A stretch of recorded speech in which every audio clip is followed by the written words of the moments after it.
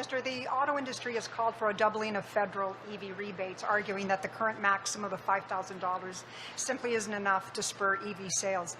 Is your government considering increasing the rebate for consumers?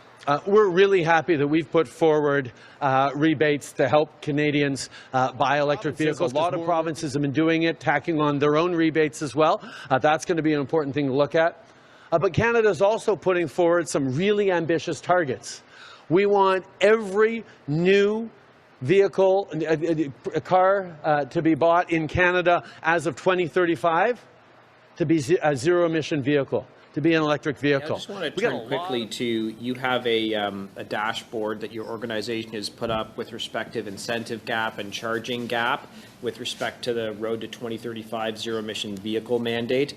We had a gentleman here at committee, it might have been last week or the week before, Monsieur Rochette, and he suggested, I brought up your charging gap, which if I look at the dashboard, it says right now it's 1,660,338 is the gap in Canada, and the gap is not closing quickly. He said, basically, that's crazy. What would you say about that? There are differing estimates for what is required in terms of public charging infrastructure. Our assessment is based off what leading jurisdictions in the world are doing and what ratio they're using. And typically the ratio that's determined is how many EVs on the road per public charger do you need? And what we see when we look at California, Germany, the European Union, the ratio they use is 10-to-1.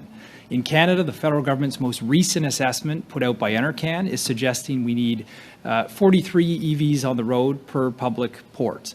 I don't understand why we've chosen such an unambitious target. I think that's extremely concerning if we're going to help every Canadian make the switch. And so, while you can debate which ratio is the best, I know that we are not currently on track of the 34,000 chargers that the government has provided funding for. Only 2,500 are operational. And the government's own study admits that we need to get to over 700,000 by 2050 to support an electrified fleet. So I don't see a path from 2,500 to 700,000, and I would argue that 700,000 is far too few. So what you're saying is Europe is using the standard of 10 per charged vehicle, but somehow the government of Canada is saying the correct number is 43, more than 4 times higher. That's correct. The European figure is every 10 EVs on the road, 1 public port. In Canada, the recent study says we need 43 EVs. To be an electric vehicle. We got a lot of work to get there on that, but we're going to make it. One of the challenges people are facing right now is really long wait lists. He's been using rentals since last December. That's when the battery on his 2017 Nissan Leaf failed, needing replacement. Initially, I was okay with it, right? Like, I understood there might be supply chain issues.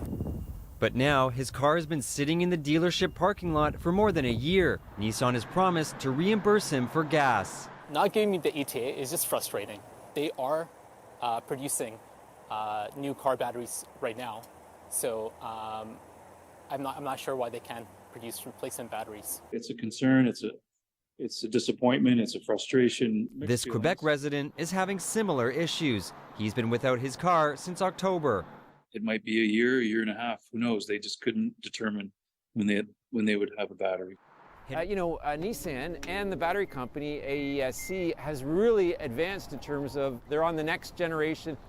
Just this week, the federal government announced plans to phase out gas and diesel-powered vehicles by 2035, a move to bring in more electric vehicles in the coming years. Follow-up? Speaking of the proposed ZEV mandate, how do you respond to automakers' concerns that the proposed mandate is based on ideology and not realistic goals? We know that the fight against climate change is important, but we also know that Canadians want to do their part in it.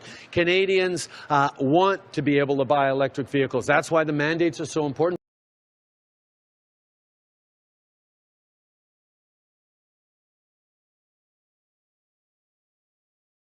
We want to go all electric by 2035. Is it practical to do it now? Well, we can make this whole discussion easy with the two-letter word, no. There's no such thing, of course, as a zero-emissions vehicle. The real question is, where are the emissions associated with the electric car? Because what you do with an electric vehicle is you don't eliminate emissions, you export them somewhere else. You have to dig up about 500,000 pounds of materials to make a single 1,000-pound battery. It takes 100 to 300 barrels of oil to manufacture a battery that can hold 1 barrel of oil equivalent of energy. Just manufacturing the battery can have a carbon debt ranging from 10 tons to 40 tons of CO2. And the plans that are in place to increase the use of batteries will require an increase in production of minerals like lithium, cobalt, zinc.